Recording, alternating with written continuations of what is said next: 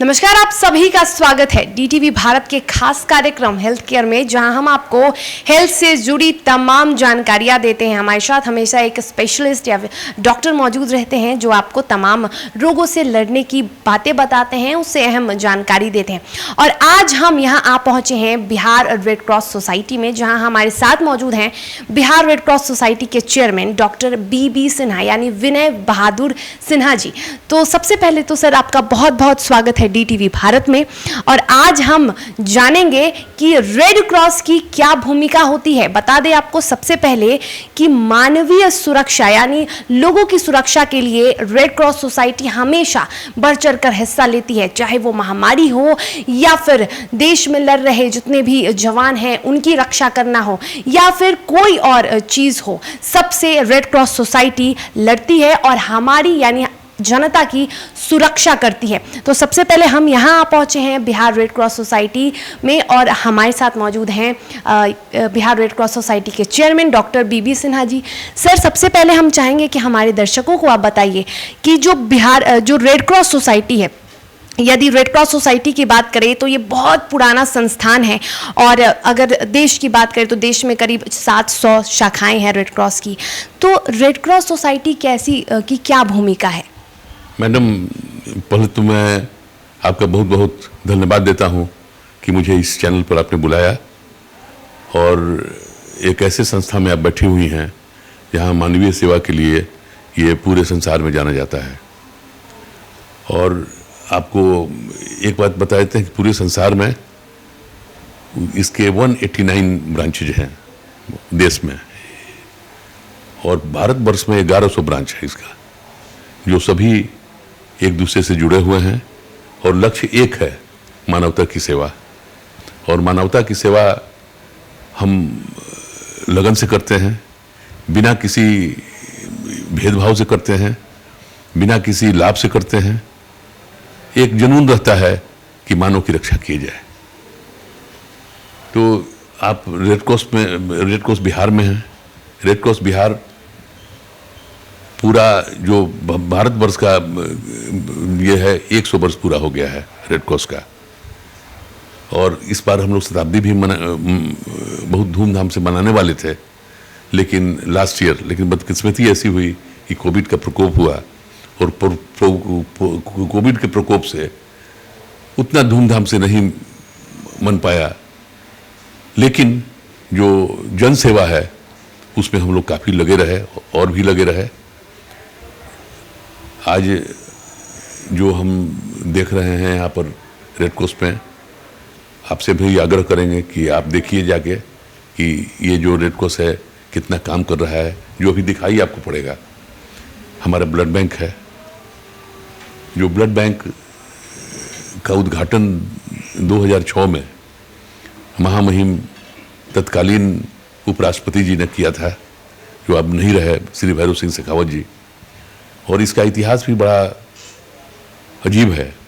इतिहास अजीब इसलिए है कि रेड क्रॉस ऐसी जगह में ब्लड बैंक नहीं था और लोग खून के लिए अलग अलग घूम रहे थे, खून मिल नहीं रहा था किसी को।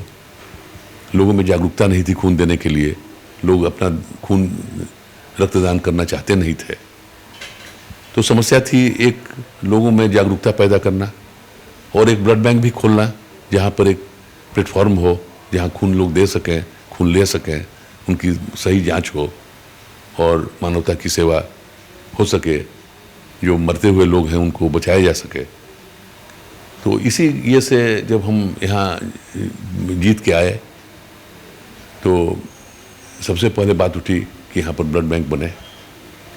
लेकिन ब्लड बैंक यहाँ करीब 50-60 वर्ष से लोग बनवाना चाहते थे, लेकिन किसी कारणवश नहीं बन सका। जब हम लोग 2004 में जीत के आए, मैनेजिंग कमेटी के मेंबर हुए, तत्कालीन गवर्नर साहब ने मुझे बुलाया और कहा कि यहाँ पर ब्लड बैंक नहीं है। ब्लड बैंक क्यों नहीं है? मैंने तो चारों तरफ कर्नाटका भी मैंने देखा है कि वहाँ ब्लड बैंक है और सब प्रदेशों में ब्लड बैंक है रेड क्रॉस में, लेकिन यहाँ क्यों नहीं है? तो उन्होंने बताया कि सर यहाँ हम आपको कल बताएंगे। और कल मेरी मीटिंग हुई, कंग साहब थे जो उस समय चीफ सेक्रेटरी थे और इसके वाइस प्रेसिडेंट थे और गवर्नर साहब थे। गवर्नर साहब ने कहा कि ब्लड बैंक बनवाइए, और कंग साहब की तरफ देख कर बताया कि भाई ब्लड बैंक बनाने में कितना खर्चा लगेगा। हमने कहा कि सर 1 करोड़ रुपये लगेगा। तो कंग साहब ने कहा कि 1 करोड़ आवेगा कहाँ से, इसलिए ये ब्लड बैंक तो यहाँ बन ही नहीं सकता है। अब एक तरफ वहाँ मुहिम थे जो कह रहे थे ब्लड बैंक बनवाइए, दूसरी तरफ जो वाइस चेयरमैन थे वो कह रहे थे कहाँ से पैसा आवेगा। एक तरफ हम थे जो मुझे बनवाना था। अब हम अजीबोगरीब स्थिति मेरी थी कि क्या करें। मेरे मन में तुरंत उठा कि क्या जवाब दें महामहिम को। हमने कहा कि सर महामहिम, आपकी इच्छा है तो बनेगा। और वहाँ से उठ के हम लोग चले आए। अब सवाल था कि कहाँ से। पूरे संचिका को मैंने मंगवाया और मैंने देखा कि ये ब्लड बैंक क्यों नहीं बना है। तो एक ही चीज़ निष्कर्ष आया कि ब्लड बैंक इसलिए नहीं बना कि धन की कमी थी और यहाँ पर कोई आवंटन था नहीं, धन लोगों से लेके ही बनवाना था। तो मेरे मन में था कि मैं उस समय मोहनिया में रिटायर होके एक अस्पताल चला रहा था, अपना निजी अस्पताल, और अस्पताल को छोड़ना, यहाँ धन इकट्ठा करना, ये दोनों अजीबोगरीब बात थी। लेकिन हमने पता किया कि ब्लड बैंक मैं बनवाऊंगा चाहे जो हो जाए इसके लिए।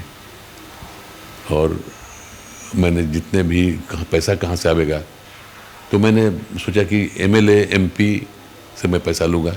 उनके जो MP लैड फंड है, MLA का फंड है। तो मैंने सब जगह मैंने पत्र लिखा, घूमा, लेकिन कहीं सहायता नहीं मिली। उसके बाद शत्रुघ्न सिन्हा जी कुछ आए हमारे ये में, उनसे भी मैंने कहा। कई बार के प्रयासों के बाद उन्होंने 25 लाख रुपए का प्रॉमिस किया कि मैं दूंगा। वशिष्ठ नारायण सिंह जो अभी JDU के अध्यक्ष हैं, उन्होंने भी कहा कि मैं भी दूंगा, हमारे पारिवारिक मित्र हैं। और इन लोगों ने 25 लाख और 15 लाख की राशि इस ब्लड बैंक में दी और दे के DM को दिया कि DM साहब इस जो उसका तरीका है कि बनवाएं इसको। और ये 1 साल के अंदर इसको हम लोगों ने DM के माध्यम से, DM के मार्गदर्शन में जो उसका तरीका था उससे बनवाया इसको। भैरव शेखावत जी से मैंने आग्रह किया, तत्काल उस समय के राष्ट्रपति जी से भी हम आग्रह किए कि आके आप इसका उद्घाटन कीजिए। लेकिन यहाँ से लोग उतना इंटरेस्ट नहीं लिए कि राष्ट्रपति जी क्या आ सकते हैं, यहाँ संभव नहीं है, उपराष्ट्रपति जी नहीं आवेंगे, और फाइल को रख दिया गया। उस समय पिल्लई साहब हुआ करते थे गवर्नर के प्राइवेट सेक्रेटरी। उन्होंने मेरे तरफ देख के कहा कि राष्ट्रपति जी आवेंगे यहाँ पर ब्लड बैंक का उद्घाटन करने, सो तुम दूसरे का नाम प्रपोज करो।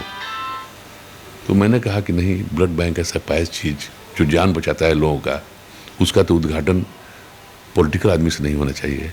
उसका तो उद्घाटन एक ऐसे संस्थान, एक ऐसे जो हेड हो हिंदुस्तान का, उससे होना चाहिए। तो इसका उद्घाटन या तो राष्ट्रपति जी करेंगे या उपराष्ट्रपति से कराया जाए। खैर बात खत्म हो गई, उन लोगों के माध्यम से संभव नहीं था। तो मैंने 2 पर्सनल चिट्ठी लिखा राष्ट्रपति जी को और उपराष्ट्रपति जी को कि ऐसे ऐसे करके इसको ब्लड बैंक हम बनवाए हैं, ब्लड बैंक तैयार है, आप उद्घाटन कीजिए। राष्ट्रपति जी का तो कुछ रिस्पॉन्स नहीं आया। लेकिन एक दिन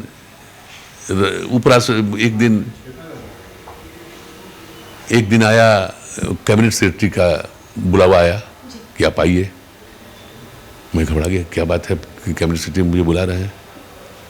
उन्होंने कहा कि आपने चिट्ठी लिख दिया है राष्ट्रपति जी को, उपराष्ट्रपति जी को, ब्लड बैंक का उद्घाटन के लिए। मैंने कहा कि मैं लिखा हूँ। तो उन्होंने कहा कि आपने डायरेक्ट क्यों लिख दिया, ये तो सरकार के माध्यम से जाना चाहिए था।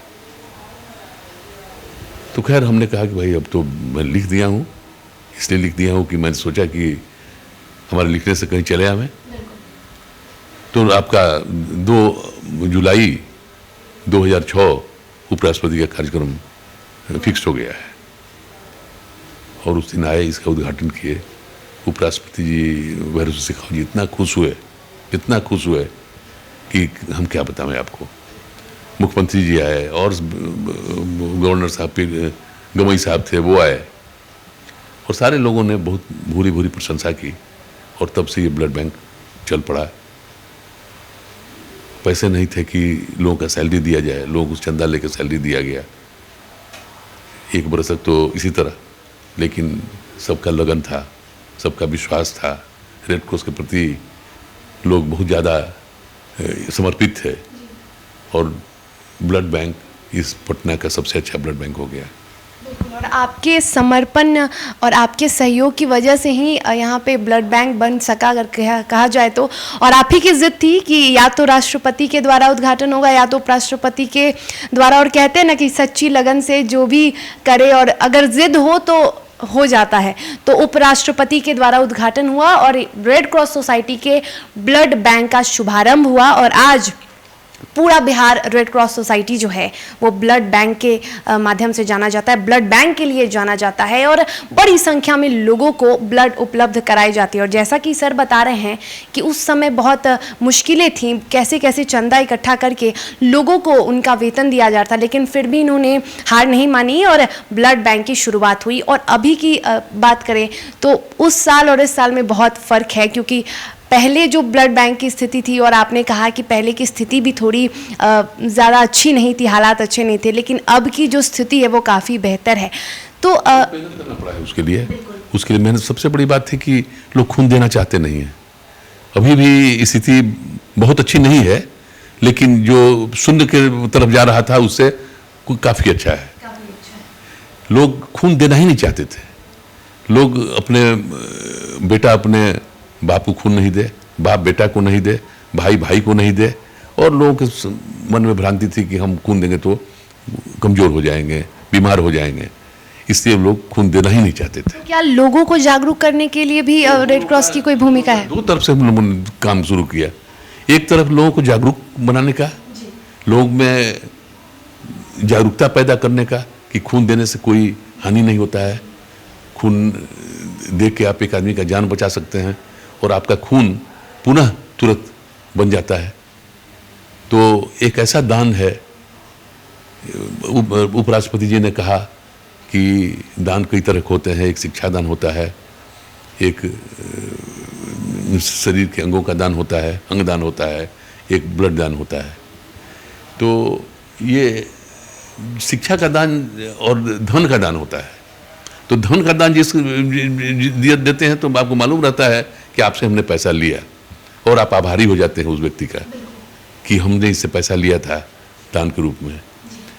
शिक्षा के रूप में भी जब आप किसी शिक्षक से पढ़ती हैं, चाहे आप पढ़ते हैं, तो हम उसके आभारी रहते हैं ज़िंदगी भर कि मेरा शिक्षक इसने ये किया है। अंग दान देते हैं तो उस वहाँ पर भी वो मालूम होता है कि इसने हमको किडनी दिया है, इसने हमको ये दान दिया है, कॉर्निया दिया है, ये दिया है, उसके भी आभारी रहते हैं। लेकिन सबसे ज़्यादा जो सबसे ये है कि खून का दान देना, रक्तदान देना, कि रक्तदान दे के, रक्तदान स्वैच्छिक रक्तदान देती हैं, वहाँ लोग चले जाते हैं दे के। उनको ये नहीं पता रहता है कि हमारा खून कहाँ जाएगा, किस व्यक्ति को बचावेगा। तो इससे अच्छा दान कुछ हो ही नहीं सकता है। बिल्कुल। और कहा भी गया है सर कि रक्तदान महादान होता है। और अभी की बात करें तो अभी काफ़ी लोग जागरूक हुए हैं और लोग बढ़ चढ़कर रक्तदान में हिस्सा ले रहे हैं। और अभी हम यहाँ पे जुड़े हुए हैं और हम बात कर रहे हैं red cross society, Bihar red cross society के चेयरमैन से। दूसरा सवाल है कि पहले होल ब्लड का था, पूरा खून हम लोग ले लेते थे, पूरा खून देते थे। उसके बाद एक कड़ी छूट गई थी जिसमें कि था कि 1 यूनिट ब्लड से 3 यूनिट बनाना, तो उसके कंपोनेंट्स को अलग कर देना। वो मशीन हमारे पास नहीं थी। लेकिन आप विश्वास नहीं कीजिएगा कि ब्लड बैंक के ही पैसे से उसको कमा के, उतना ही पैसा जो सरकार लेती है प्रोसेसिंग यूनिट, बचा के, बिना चाय के रह के हम लोग, बिना नाश्ता के रह के हम लोग ने उसको बचाया और बचा के कंपोनेंट सेपरेटर का उसी पैसे से खरीदारी किया। खास बातें बता रहे हैं, ब्लड बैंक की अहमियत बता रहे हैं और कितना संघर्ष किया उन्होंने ब्लड बैंक को बिहार में स्थापित करने के लिए। उनसे जुड़ी काफ़ी दिलचस्प कहानियां भी बता रहे हैं और भी हम अहम जानकारी लेंगे ब्लड बैंक से जुड़े। तो सर, आप बता रहे थे किस तरह से कितने संघर्ष के बाद ब्लड बैंक को यहाँ पे स्थापित किया गया। स्थापित हुआ तो मुख्यमंत्री जी काफ़ी प्रभावित हुए इससे। जो आज के हमारे मुख्यमंत्री जी हैं, उस समय भी थे मुख्यमंत्री जी, तो उन्होंने कहा कि डॉक्टर साहब आपने तो इतना बड़ा अच्छा ब्लड बैंक बना दिया जिसका नाम हम लोग भी सुन रहे हैं, हमारे ब्लड बैंक का क्या हुआ जो कि डिस्ट्रिक्ट्स में है। तो डिपार्टमेंट ऑफ हेल्थ ने हमको बुलाया और पूछा कि आप रेड क्रॉस हमारे ब्लड बैंकों को ले ले और उसको सारे जो ब्लड बैंक है उसको चलावे। तो मैंने कहा कि आपका ब्लड बैंक है कहाँ, आपका तो सारे डिस्ट्रिक्ट ब्लड बैंक बंद है। तो जब ब्लड बैंक बंद है तो उसको हम कैसे चलावेंगे। उसके लिए तो उसके बाद बात ख़त्म हो गई। फिर कुछ दिनों के बाद फिर हमको बुलाया गया कि आपका क्या टर्म एंड कंडीशन है जिससे आप चलाइएगा, इसको आप ही को ठीक करना है। मुख्यमंत्री जी से बात हुई। मुख्यमंत्री जी ने कहा कि हेल्थ डिपार्टमेंट डॉक्टर बीबी सिन्हा रेड क्रॉस से और यूनिसेफ, ये तीनों मिलकर एक प्लान बनावे कि कैसे हमारे ब्लड बैंक जो डिस्ट्रिक्ट के ब्लड बैंक गवर्नमेंट के हैं जो मृत अवस्था में पड़े हुए हैं उसको हम कैसे फंक्शनल करें कि वो भी काम करें। तो हमने कहा कि एक ही उपाय है इसका कि आप इसका एमयू हमारे साथ कीजिए। हम क्या करेंगे, सरकार क्या करेगी, तभी ये ब्लड बैंक को हम लेंगे। कहा कि ठीक है। और उन्होंने कहा कि मैं स्वयं उस एमयू में प्रेजेंट रहूँगा और उन्होंने प्रेजेंट रहे और उनके प्रेजेंस में ही एमयू का आदान प्रदान हुआ। और हमको डिपार्टमेंट ने कहा कि आप पूरा बिहार का ब्लड बैंक ले लीजिए। तो हम कहें नहीं, बिहार का ब्लड बैंक हम नहीं ले सकते हैं। हमारे यहाँ जो हमारा रेड क्रॉस का ब्रांचेस डिस्ट्रिक्ट में स्ट्रांग होगा वहीं पर हम आपका ब्लड बैंक लेंगे। तो हमने 17 चिन्हित किया ब्लड बैंक को कि हम वहाँ ले सकते हैं। और आज देखिए 2009 की बात आपको बताते हैं। 2009 में हमको ब्लड बैंक दिया गया 1 साल के लिए, 17 ब्लड बैंक की जिम्मेवारी, जिसमें सारे पैसा वो लोग देते हैं, मैनेजमेंट मेरा है। और आज सारे ब्लड बैंकों को हमने खड़ा कर दिया, सब कामयाब हो गए और 17 ब्लड बैंक आज फंक्शनल हो गया सरकार का। अब हम कहते हैं कि अभी वापस ले लीजिए तो वो ले ही नहीं रहे। अब सारे ब्लड बैंक को हम चला रहे हैं सरकार का। तो आज 17 ब्लड बैंक उनके, 5 ब्लड बैंक जो हमारे अपने हैं, जैसे पटना हुआ, हारा हुआ, समस्तीपुर हुआ, मोतिहारी हुआ, ये हम अपने बलबूते पर चलाते हैं, अपने पैसे से चलाते हैं। और सरकार का मैनेजमेंट मेरा रहता है, पैसा सरकार का रहता है 17 ब्लड बैंकों में। इस तरह से 23 ब्लड बैंक, 22-23 ब्लड बैंक का हम आज संचालन कर रहे हैं पूरे बिहार में। और हर जगह जागरूक लोगों को करते हैं, हर जगह कैंप लगवाते हैं। तो इस तरह का काम हम लोग ब्लड बैंक से संबंधित, blood bank red cross blood bank की जननी है। आज 14-15 वर्ष में कहाँ से कहाँ हम लोग इसको ले गए, लेकिन अभी काम बहुत बचा हुआ है, अधूरा है in comparison with other states में। और भी अच्छे काम हो रहे हैं। हम लोग चाहेंगे कि सभी को आपके चैनल से जागरूक किया जाए कि लोग रक्तदान करें। हर स्वस्थ व्यक्ति को 3 महीने के अंतराल पर रक्त देना चाहिए, तभी जाके रक्त की कमी जो है वो पूरी होगी। तो बिना, जब तक कि सब कोई जागरूक नहीं होगा, सबको ये नहीं समझेगा कि हमको 3 महीने के अंतराल पर खून देना है, तब तक खून की कमी बनी रहेगी। कितना भी हम लोग कोशिश करेंगे, शिविर लगावेंगे, उसे पूरा नहीं होगा। तो ये तो मेरा आपसे आग्रह होगा कि आप रिपीटेडली इसको जनमानस में अपने चैनल के माध्यम से लोगों के पास भेजें खबर कि लोग ज़्यादा से ज़्यादा संख्या में रक्तदान करें, ताकि मरते हुए आदमी को बचाया जा सके। तो यहाँ तक एक समाप्त हो गया। फिर अब दूसरा हमारे मन में आया कि सबसे बड़ी समस्या लोगों के अंधापन को लेकर है। वही पूछना चाहती थी मैं भी कि ब्लड बैंक के लिए सबसे पहले रेड क्रॉस ने ही, रेड क्रॉस की वजह से ही ब्लड बैंक स्थापित हुआ बिहार में। और अब ब्लड रक्तदान जो है अब लोग समझने लगे हैं और अब लोग जानने लगे हैं, और कहीं ना कहीं इसमें रेड क्रॉस की भी अहम भूमिका है, क्योंकि लोगों को जागरूक करने में, जैसा कि सर ने बताया कि दो पहलू थे। एक पहलू जो एक भाग ये था जो लोगों को जागरूक करता था, और दूसरा जो ब्लड बैंक को स्थापित करने में लगा हुआ था। तो लोगों को जागरूक करना भी बेहद अहम चीज़ है। लोग जब तक जागरूक नहीं होंगे तब तक वो जानेंगे नहीं कि वो क्या चीज़ है। और रक्तदान कहा जाता है कि महादान होता है, और सर बता रहे हैं कि कैसे रक्तदान महादान है। आप जब रक्त को दान करते हैं तो वो दूसरों की जिंदगियों को बचाता है। तो रक्तदान करना एक बहुत अच्छी चीज़ है और सभी को करना चाहिए। और जो गलतफहमियां है, जो कन्फ्यूजन है, उसे आप क्लियर कर ले, उसके बारे में ज़्यादा जानकारी ले। और अब हम चलते हैं दूसरे पहलू की बात करते हैं। तो जो रेड क्रॉस सोसाइटी है, जहाँ बिहार की रेड क्रॉस सोसाइटी की बात करें तो वहाँ ब्लड बैंक के अलावा भी बहुत कुछ सुविधाएं हैं। अगर रेड क्रॉस सोसाइटी की बात करें तो रेड क्रॉस सोसाइटी तमाम महामारियों की बात करें, बाढ़, भूकंप, सबसे लड़ता है और मानवीय जो जीवन है उनकी रक्षा करता है। तो सर एक तरफ ब्लड बैंक की बातें हमने बताई अपने दर्शकों को, दूसरी अगर पहलू की बात करें तो और भी बहुत सारी सुविधाएं हैं। आंखों की बात कर ले या फिर दूसरी जो भी बीमारियां हैं उसकी क्या सुविधाएं हैं यहाँ पे? हमारे पास दूसरा हमारे पास चैलेंज था ब्लड बैंक का।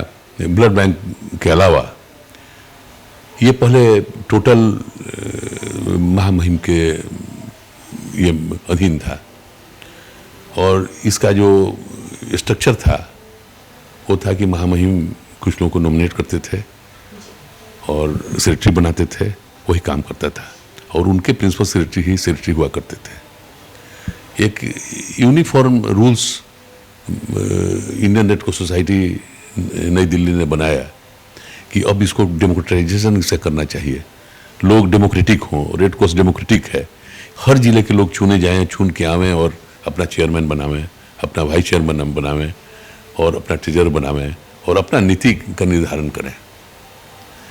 तो उसी क्रम में ये 8-10 वर्ष पहले ये रूल्स आया था, यूनिफॉर्म रूल्स, उसका यहाँ पर नहीं हो सका, कि इम्प्लीमेंट नहीं हो सका। तो जब हमारे आज के राष्ट्रपति श्री राम गोविंद जी जब यहाँ पर गवर्नर होके आए तो मैं उनसे मिला, और मिल के हमने कहा कि यहाँ पर इलेक्शन नहीं हो रहा है, इलेक्शन आप करवाइए। उन्होंने कहा क्यों नहीं इलेक्शन हो रहा है? हमने बताया बहुत सी यहाँ दिखती थी कि इलेक्शन नहीं हो रहा है। उन्होंने कहा कि ठीक है, हम इलेक्शन करवाते हैं, लेकिन इसमें आपको ही मदद करना पड़ेगा। मुझे क्या मदद हम करेंगे? तो आप कम से कम 25 जगह इलेक्शन करा दीजिए डेमोक्रेटिकली। ठीक है, हम करा देंगे। हमने 35 जगह इलेक्शन करा दिया। फिर मैं गया उनके पास कि 35 जगह इलेक्शन हो गया। तब कहा कि उनके मन में कुछ शक हुआ कि भाई 35 जगह इलेक्शन करा दिया और फिर लोग अपने मन से कहीं चुन ले। तो हमने कहा कि नहीं सर, उन्होंने कहा कि मेरा शर्त यह है कि राजभवन में इलेक्शन होगा चेयरमैन का। ठीक है, बड़ी अच्छी बात है।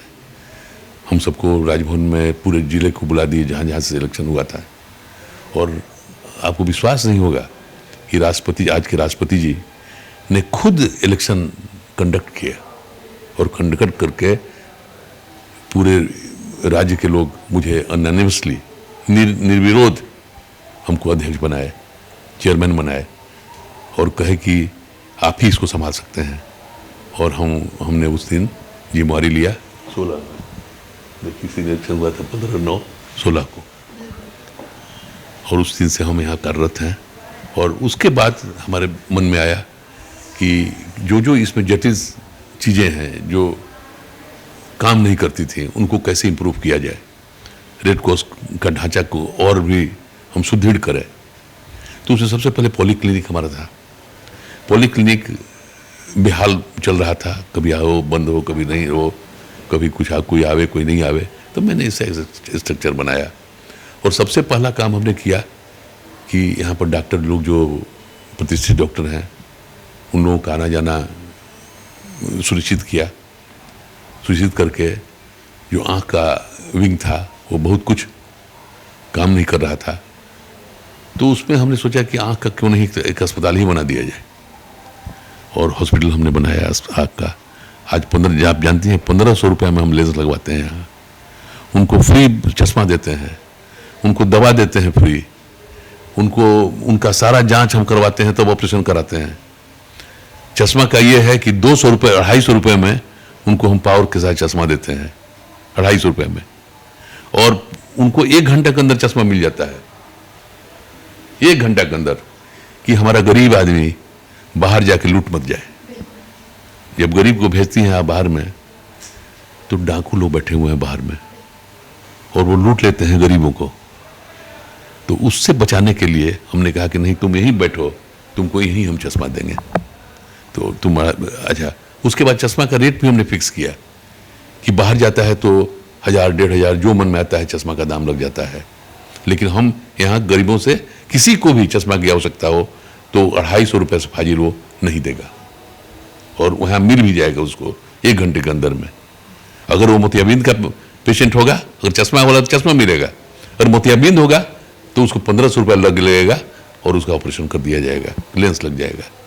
तो ये हमने सुविधा लोगों को दी है। अपने संघर्ष की बात भी की डॉक्टर बीबी सिन्हा ने, और बताया किस तरह से संघर्ष करते हुए उन्होंने आज बिहार रेड क्रॉस सोसाइटी को इस मुकाम तक लाके खड़ा किया है कि आज पूरा बिहार गर्व करता है बिहार रेड क्रॉस सोसाइटी पर, और आज तमाम तरह की सुविधाएं बिहार वासियों को उपलब्ध कराता है बिहार का रेड क्रॉस सोसाइटी। तो बहुत बहुत धन्यवाद सर हमसे खास बात करने के लिए, और हम काफ़ी आपके आभारी रहेंगे, आपने अपना कीमती क्षण हमें दिया है। तो ये थे हमारे साथ बिहार के रेड क्रॉस सोसाइटी के चेयरमैन डॉक्टर बीबी सिन्हा जी, जिन्होंने बताया कि किस तरह से संघर्ष करते हुए आज इस मुकाम पर उन्होंने बिहार के रेड क्रॉस सोसाइटी को लाया है, ब्लड बैंक से लेकर तमाम सुविधाओं को बिहार वासियों तक पहुँचाया है। और गूगल के टाई अप की बात भी आपने सुन ली, इससे भी बिहार वासियों को बेहद फ़ायदा होने वाला है, और ये गौरवशाली क्षण है, और सभी बिहार वासी इस पूरे इसको लेकर काफ़ी गौरवान्वित महसूस करते हैं। तो फिलहाल इस खास कार्यक्रम में इतना ही, तब तक के लिए आप देखते रहिए DTV भारत, और अगले कार्यक्रम में हम फिर आपसे करेंगे मुलाकात और नए रोग और उससे संबंधित चिकित्सक और विशेषज्ञ से हम सलाह लेंगे। फिलहाल हमें इजाज़त दीजिए और आप देखते रहिए DTV भारत। नमस्कार।